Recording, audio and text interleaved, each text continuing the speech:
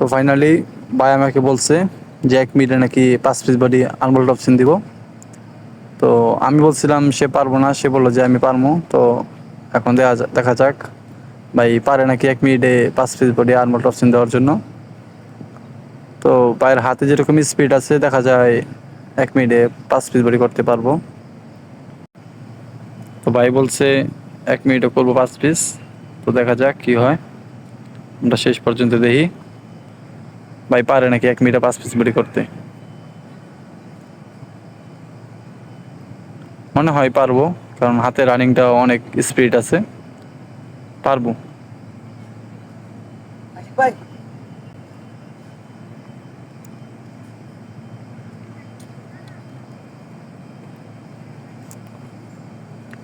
দেখা যাক, মিনিট শেষ। তো 1 মিনিটে 5 পিস বডি হয়েছে, তার বেশি হয় নাই কম হয় নাই। তো ভাইয়ের টার্গেট ঠিক আছে।